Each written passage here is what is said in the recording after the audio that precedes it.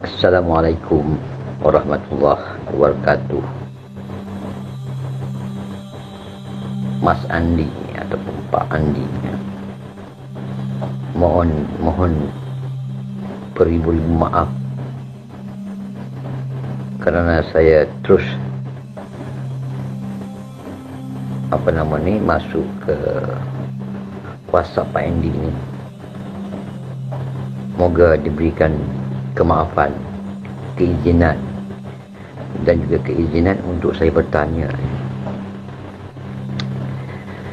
Untuk pengetahuan Pak Indi, saya ni dah berulang-ulang kali mendengar audio yang menceritakan ataupun memperjelaskan tentang ruh, jiwa dan jasad.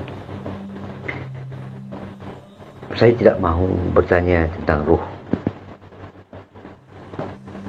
Saya cuma ingin tahu jika ada kesudian Pak Andi lah untuk memberikan sedikit pencerahan mengenai jiwa. Setelah saya berulang kali memutarkan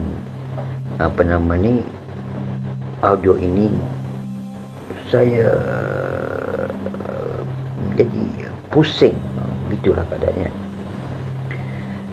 Ringkas saya ceritakan sini, iaitu manakah yang dikatakan sebenar-benar jiwa ini. Saya nak tahu, saya nak tolonglah Pak Indi. Setelah saya dengar berulang kali, saya merasakan, ini saya punya kepahaman setelah saya dengar pencerahan Pak Indi ni, jiwa ini boleh ke dikatakan disebut diri kita yang sebenar. Memanglah diri kita sebenar adalah jiwa. Jadi jiwa tu yang mana satu? Jadi atas kepahaman ini, saya merasakan jiwa ini iaitu dikatakan rasa sebab dia ada tapi tidak boleh dipegang, tidak boleh disentuh, kerana jiwa ini diberi kuasa oleh ruh atau sifat Allah. Kalau melihat, jiwa tu melihat dengan ruh. Kalau mendengar, jiwa tu melihat melalui kuasa ruh, kuasa Allah, sifat Allah. Jadi bolehkah ataupun benarkah jiwa ni boleh dipahami dalam bentuk rasa ataupun pengetahuan? Kerana saya sudah berulang-ulang kali mendengar audio ini, saya masih susah nak faham jiwa tu yang mana satu. Jadi begitulah, sebagaimana yang saya faham tu, jiwa itu adalah rasa kita tu. Benarkah begitu Pak Indi? Kerana baru-baru ini semalam saya bersolat tarawih dalam persekitaran pukul 3 pagi Sedang saya bersolat yang terakhir tarawih ini, saya menangis tanpa didorongi, tanpa ada sesuatu. Saya menangis. Saya pun jadi bingung, kenapa saya menangis lepas itu kerana saya merasakan jasad saya ini dikendalikan oleh sesuatu. Bukan jasad saya yang melakukan solat tu. Saya merasakan ada sesuatu yang menggerakkan tangan, menggerakkan mulut, mendengar saya, ada sesuatu. Jadi dalam bentuk rasa. Jadi saya mohonlah Pak Indi beri sedikit pencerahan yang agak macam mana, tepat ke ataupun bagaimana adakah benar yang saya faham tu Pak Indi? Itu rasa saya, rasa bagi diri kita masing-masing lah begitukah Pak Indi? Jadi mohonlah Pak Indi berikan sedikit Sebelum itu saya mohon maaf kerana saya terus kepada Pak Indi ni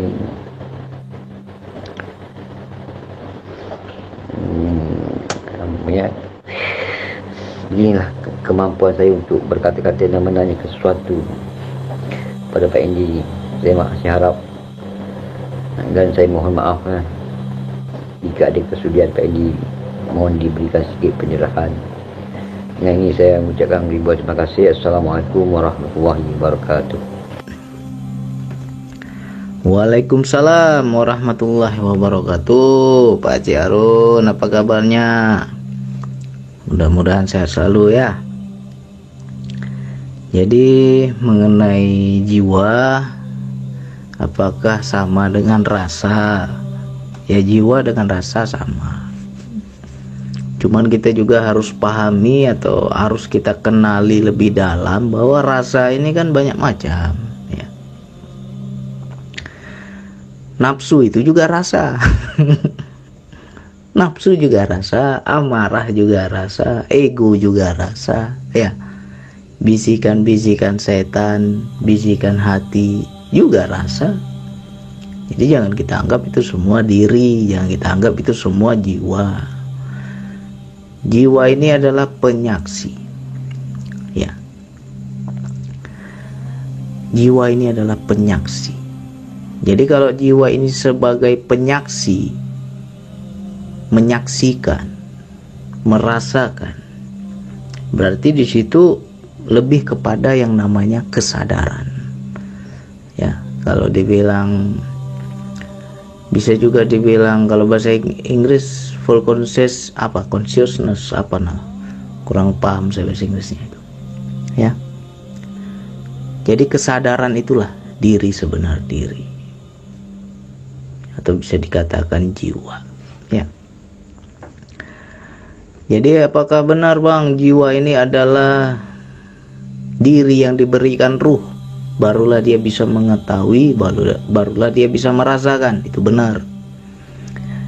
Jiwa yang diberi ruh baru bisa mendengar, jiwa yang diberi ruh baru bisa melihat, bisa merasakan, bisa mengetahui.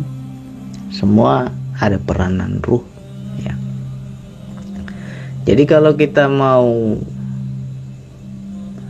mengkaji lagi jiwa ini yang mana sih Bang sebenarnya, makanya kita harus menjadi jiwa baru kita bisa tahu. Kalau kita belum menjadi jiwa ya nggak bisa mengetahuinya. Ini sedikit saya berbagi pengalaman dahulu ya. Sebelum saya menikah itu saya pernah operasi karena di hidung saya ada ada ketumbuhan lah, polip. Jadi ada sakit sinusitis kan, di situ dipotong oleh dokter. Jadi ketika nak menjalankan operasi itu, saya dibius, disuntik dulu, dibius hinggalah di situ saya tertidur, ngantuk. Tapi sewaktu saya hendak menjalani operasi itu, saya selalu berzikir kepada Allah. Jadi zikir saya dahulu itu, ini belum mengamalkan DN ini, saya belum ketemu metode zikir napas. Zikir saya itu la ilaha illallah. Ketika napas masuk saya sebut la ilaha, ketika napas keluar saya sebut illallah. Sampai saya datang, dokter sudah siap semua, ruangan operasi itu disuntik lah. Di situ ngantuknya luar biasa, dibius saya kan. Dan saya tertidur. Nah, cuman yang anehnya di situ saya bukan tertidur, saya sadar. Dokter berbicara, dokter mengambil alat gunting, mengambil benang, dokter bekerja memotong daging tumbuh di hidung saya, semua saya dengar. Cuman saya nggak bisa apa-apa, terpisah kesadaran saya. Ada suatu penyaksi ya, ada suatu penyaksi yang bisa menyaksikan, bisa mendengar, tapi saya nggak ada rasa karena udah terpisah. Kaki yang mana nggak tahu lagi, tangan yang mana nggak tahu lagi, tetapi di situ ada yang menyaksikan, mendengar. Berarti disitulah dikatakan dengan kesadaran, disitulah yang dikatakan dengan jiwa ya. Lalu bertemulah metode zikir nafas, ya. Saya dalami zikir nafas, itu sama, ya. Sama halnya dengan kita dibius tadi. Kaki yang mana, tangan yang mana, kepala yang mana, nggak tahu, udah terpisah. Tetapi saya masih bisa mendengar istri saya ngobrol, anak saya nonton TV, saya masih bisa mendengar. Ya kan? Ternyata itulah yang dikatakan dengan jiwa. Nah, kalau kita mau ambil ilustrasi, ini bagi teman-teman yang ingin mengenal, ingin mengetahui, ya. Ada satu metode latihan ini dari saya. Kita masuklah ke dalam ruangan yang sangat gelap. Coba ini nanti dipraktekkan, ya. Kalau bisa malam lah kita lakukan ini. Kita di kamar kita, di bilik kita tuh tutup semua tirai, jendela, matikan lampu, tutup pintu, jangan sedikit pun ada cahaya. Jadi di dalam ruangan tuh benar-benar gelap. Sudah.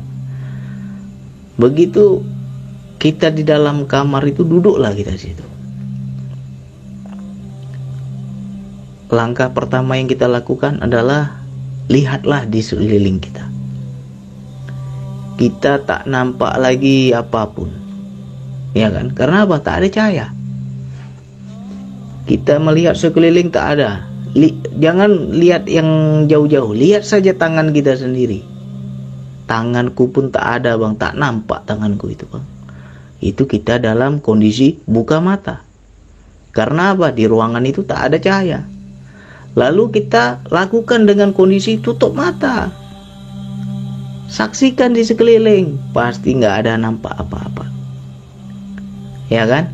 Lihat lagi tangan kita, tak nampak juga, bang. Tapi bisa tak kita merasakan bahwa kita ini masih punya tangan? Merasakan punya tangan tuh masih, bang. Tapi saya tak bisa melihat tangan saya. Nah, merasakan itulah yang dikatakan kesadaran. Ya, jadi itu sama seperti saya waktu dioperasi itu, ya kan? Saya bisa mendengar, saya tahu apa yang terjadi di ruangan operasi itu, tetapi saya tak dapat buat apa-apa. Menggerakkan kaki tak boleh, menggerakkan tangan tak boleh. Apa yang mereka cakap semua saya tahu, ya kan? Nah, yang menyaksikan itulah yang dikatakan dengan jiwa. Si penyaksi. Nah, jadi metode yang masuk ke kamar gelap tadi itu, disitulah kita belajar bahwa itu untuk melatih kesadaran. Buka mata tak nampak tangan, tutup mata tak nampak juga tangan, tetapi kita bisa merasakan tanganku ada kok. Ya kan? Yang merasakan itulah kesadaran. Ya. Seperti itulah jiwa. Tak terikat pada yang di luar, tapi yang di dalam ini bisa merasakan. Jadi jangan kita bilang jiwa itu sama seperti zohir kita. Itu bukan jiwa. Ya, itu satu. Yang kedua, ambil selai kertas koran atau kertas HPS, ya. Ambil selai kertas koran atau kertas APS, lubangilah di tengah-tengahnya setitik saja. Yang penting mata kita bisa mengintip, bisa melihat. Atau kita punya bilik, kita ada lubang, ya kan? Kalau rumah kita rumah kayu, rumah papan, ada lubang di bilik kita, kita bisa melihat keluar, bisa melihat ke bilik sebelah, ke kamar sebelah. Coba kita ngintip. Di situ kita tak lagi merasakan mana tanganku, mana kakiku, mana badanku, tetapi kita menyaksikan ruangan yang di sebelah itu. Itu juga dikatakan si penyaksi. Itu juga dikatakan kesadaran jiwa. Ya. Nah, jadi yang menyaksikan itulah yang dikatakan jiwa. yang merasakan, yang mengetahui, yang melihat, ya. Macam mana bang? Saya tidak, mata saya buta, saya tak boleh melihat, tapi orang buta bisa merasakan. Feeling dia ada, ya. Kesadaran dia ada. Yang menyadari itulah jiwa dia. Ya. Jadi yang dikatakan diri sebenar diri, jiwa, itu adalah si penyaksi. Macam mana bang saya nak kenal? Ya kita harus belajarlah dulu menjadi jiwa. Kalau kita belum sampai menjadi diri yang di dalam, kita tak akan paham. Nah, jalan satu-satunya yang saya ketahui ya zikir nafas. Karena ini jalan yang sudah saya tempuh. Nah, dalam zikir nafas, di situ kita akan merasakan. Makanya kalau kita kurang latihannya, ya kita nggak akan paham. Ada satu momen nanti kita, aku tak tahu lagi bang, tanganku yang mana, kakiku yang mana, aku tak ada rasa lagi. Tapi aku ada yang menyaksikan. Ada yang kupandang, ada yang kulihat, ada yang kurasakan, ada yang ku ketahui. Nah itulah yang dikatakan dengan diri sebenar diri. Yang merasakan. Nah, bagaimana kalau ketika kita tidur? Ya. Ketika kita tidur tak tahu apa-apa, tak rasa apa-apa. Ya berarti di situ antara apa? Disitulah yang Allah bilang di Al-Quran, kami tahan jiwa orang yang apa? Yang sudah meninggal, dan kami lepaskan jiwa yang orang belum waktunya meninggal. Ya kan? Berarti di situ terpisah antara ruh dan jiwa, sehingga tak ada rasa.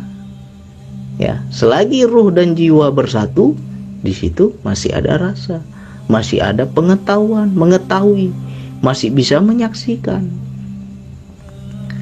Nah, makanya orang tidur itu jangan dibilang ruhnya nggak ada. Buktinya orang tidur masih hidup, nggak mati.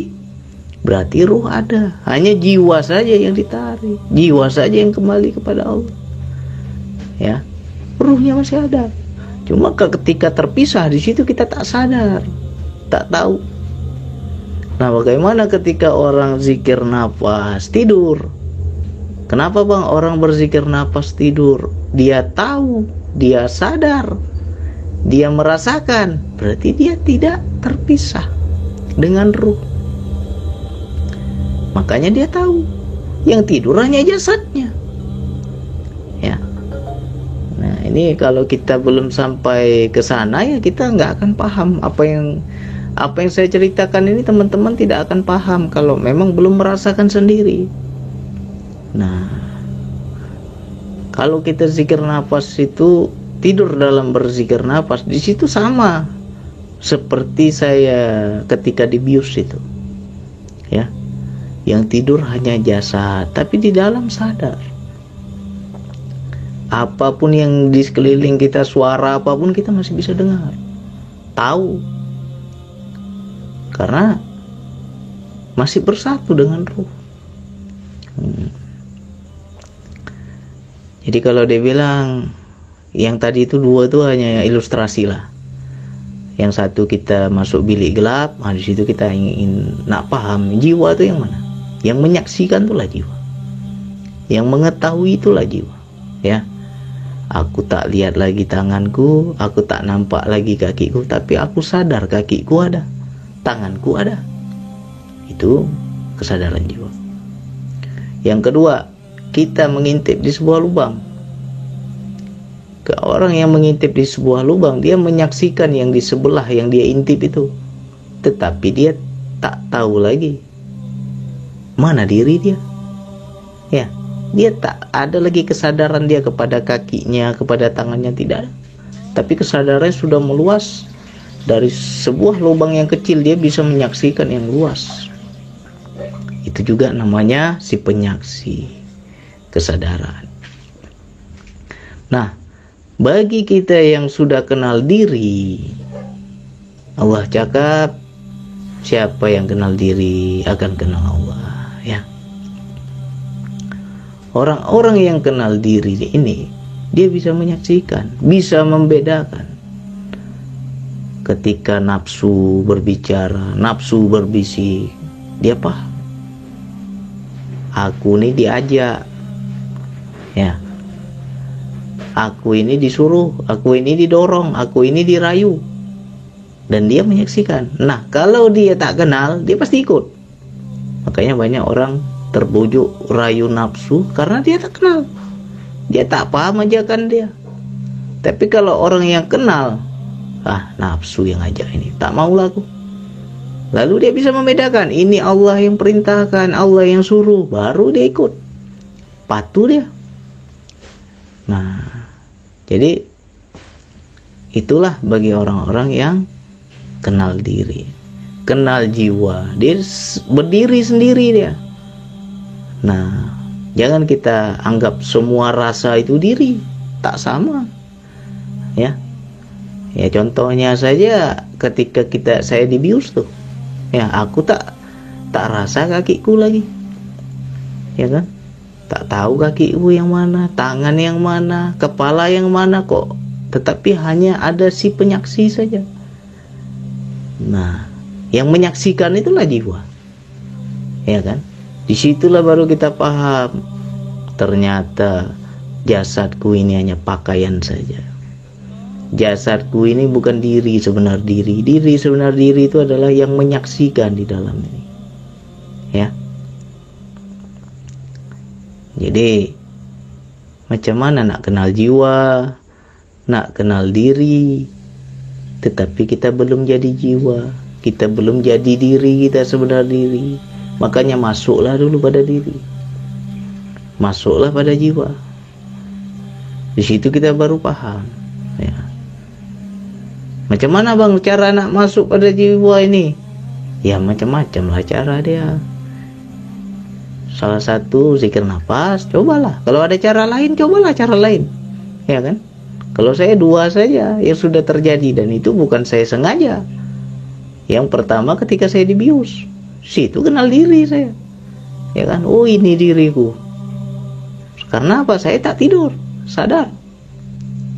Yang kedua dalam zikir nafas. Nah, memang benar semua itu berkaitan dengan ruh. Kalau tak ada ruh tak bisa kita merasa, harus ada ruh, ya. Disitulah Allah bilang apa,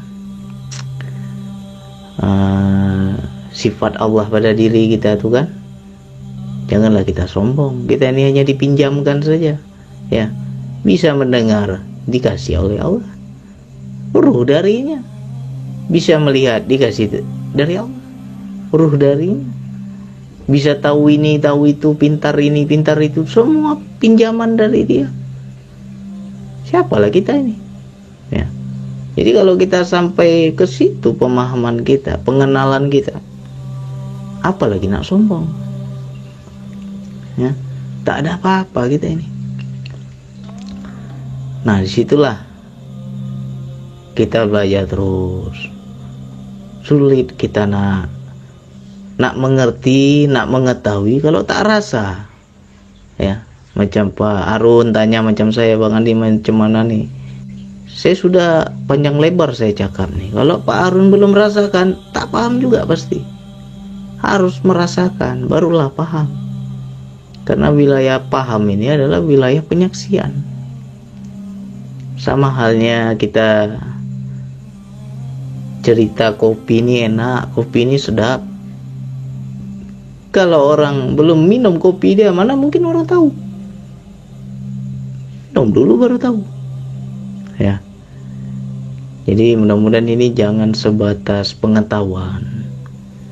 Amalkan terus zikir nafas, kita belajar terus, minta pada Allah. Karena wilayah ini juga ya suka-sukanya Allah. Kalau Allah kasih, Allah beri, dapat. Kalau Allah tak bagi, ya tak dapat. Jadi kita selalulah minta pada Allah, ya. Jadi mudah-mudahan bagi yang sudah mempunyai pengalaman yang sama, insya Allah dengan uraian saya ini jadi tambah paham, jadi tambah ngerti, jadi tambah menguatkan keyakinan, ya. Oh pernah bang, saya seperti itu bang, saya rasakan bang yang bang Andi cerita, kan tambah yakin, ya. Dalam zikir nafas itulah kita belajar. Nanti di situ ada keterpisahan, yang mana yang jasad, yang mana yang jiwa, ya. Nanti kita akan paham bahwa ternyata jasad ini hanya pakaian, ya, hanya lapisan di luar. Yang benar diri itu yang di dalam, yang menyaksikan, yang merasakan, yang mengetahui, ya. Kalau tak tahu, tak mengetahui, berarti ya nggak sadar lah dia, ya. Kalau orang sadar pasti tahu itu. Mudah-mudahan ini manfaat bagi kawan-kawanku semua, saudaraku semua. Latih terus zikir nafasnya, ya. Jangan sampai nanti kita salah pemahaman. Bang, saya zikir nafas, saya lihat diri saya sendiri seperti apa, rupanya sama bang, kayak kembaran saya. Kita anggap pula itu diri, ya. Kita anggap pula itu jiwa. Itu bukan jiwa, ya. Itu namanya jin korin. Kalau dibilang mirip seperti kita, kembaran kita itu jin korin. Kalau diri sebenarnya diri tak berwujud rupa. Kalau ada yang cakap jiwa saya sama bang macam saya, berarti dia belum kenal. Jiwa itu hanya sebagai penyaksi, tak ada wujud dia, ya. Saya hanya tahu bang, saya hanya paham bang, tapi saya tak bisa jelaskan saya itu seperti apa, jiwa saya itu seperti apa, tak bisa kita jelaskan. Tapi kita tahu saja. Sama halnya ketika saya di bios operasi itu, ya kan? Saya dengar semua, saya tahu semua, tapi yang di dalam ini tak sama seperti diri saya, ya. Yang menyaksikan itulah jiwa. Sama halnya nanti kalau kita mati, ya, terpisahlah jiwa dan raga ini, ya. Kita hanya tahu saja, ya. Tapi kita tak sama. Jangan dibilang jiwa itu seperti wujud rupa kita, beda. Mudah-mudahan ini bisa dipahami. Sekian dari saya. Wassalamualaikum warahmatullahi wabarakatuh.